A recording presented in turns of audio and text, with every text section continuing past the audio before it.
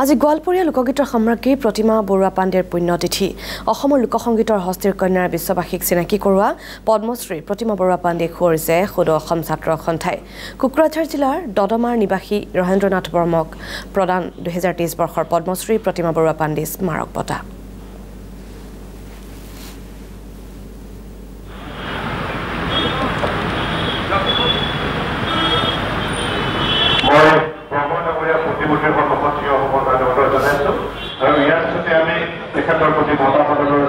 আনুষ্ঠানিকভাৱে কামখিনি আগবঢ়াব সন্মানীয় সভাপতি সন্মানীয় সাধাৰণ সম্পাদক আৰু নেচৰ মুখ্য উপদেষ্টা ডাঙৰীয়া কৰ্মশালা আহিবলৈ জনাইছোঁ।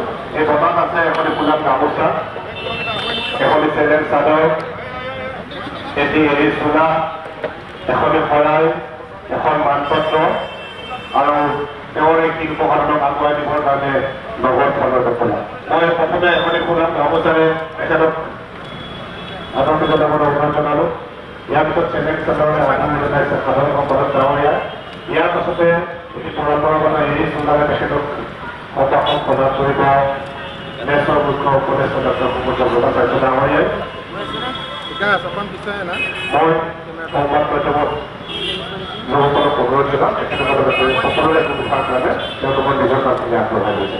ইয়াৰ পিছতে শৰাই প্ৰদান কৰিবৰ কাৰণে অনুৰোধ জনাম।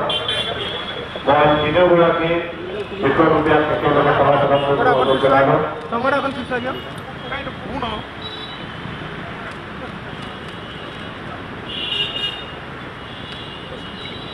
ইয়াৰ পাছতে মানপত্ৰ দিবৰ কাৰণে অনুৰোধ জনাম। মানপত্ৰখন প্ৰদান কৰিবলৈ মই বিষয়ববীয়াসকলক অনুৰোধ জনাইছোঁ। মই ৰাইজৰ একাতে তেখেতৰ প্ৰতি প্ৰস্তুত কৰা মানপত্ৰখন পঢ়ি শুনাই দিছোঁ।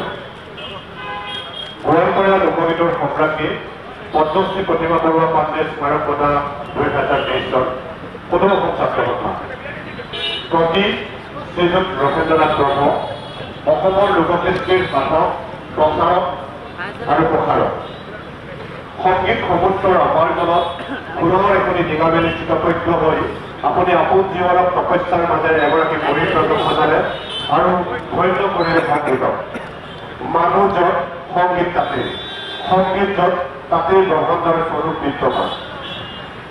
শ্ৰীযুত ৰহেন্দ্ৰনাথ ব্ৰহ্ম সংগীতেই যাৰ পৰিচয়, যাৰ জীৱন সংগীতৰ দ্বাৰা আলম্বিত ৰসময় পবিত্ৰ সুৰধনী এক গতিশীল শ্ৰীলৈ আজি আপোনাক আমি পৰম্পৰাৰে প্ৰতিবাদ যাচিছোঁ। 1956 চনত জন্ম লাভ কৰি আপুনি কোকৰাঝাৰ ৰামসিংহৰ গাঁওখনি জগতৰ আগত তুলি ধৰিলে। সংগীতৰ এগৰাকী আদৰ্শ শিক্ষক ৰূপে কৰ্মজীৱন আৰম্ভ কৰি সফলতাৰে 2016 চনত আপুনি আনুষ্ঠানিকভাৱে অৱসৰ গ্ৰহণ কৰে। প্ৰথম বড়ো লোককৃষ্টিৰ গায়ক ৰূপে আপুনি 1986 চনত বৰদৈ নামেৰে এটি বড়ো লোকগীতৰ কেছেট উলিয়াই সকলোৰে দৃষ্টি আকৰ্ষণ কৰে। 1982 চনত বড়ো আধুনিক গীতৰ কেছেট উলিয়াই আপুনি বড়ো সংগীতৰ ভেটি সুদীৰ্ঘ কৰে। বড়ো চলচ্চিত্ৰতো আপুনি গীতিকাৰ আৰু গায়ক হিচাপে নিজকে প্ৰতিষ্ঠা কৰে।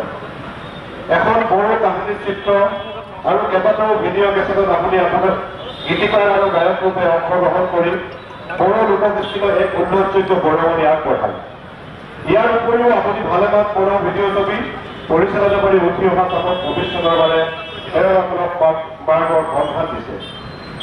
অসমত প্ৰতিনিধিত্ব কৰি আপুনি ভাৰত আৰু অসমৰ বহুতো অঞ্চলত সাংস্কৃতিক কাৰ্যক্ৰমত অংশগ্ৰহণ কৰে আৰু লোকগীতিৰ প্ৰচাৰ অব্যাহত কৰে। আপোনাৰ কৰ্মময় জীৱন পৰিক্ৰমাত আপুনি অনেক বঁটা, অনেক প্ৰশংসা বদলি এক অহংকাৰহীন সৰল জীৱন অতিবাহিত কৰিছে। বৰ্তমান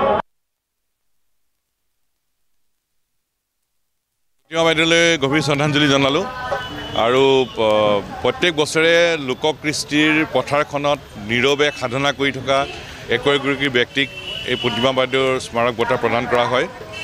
আৰু এইবাৰো এই অনুষ্ঠানৰ আয়োজন কৰা হৈছে।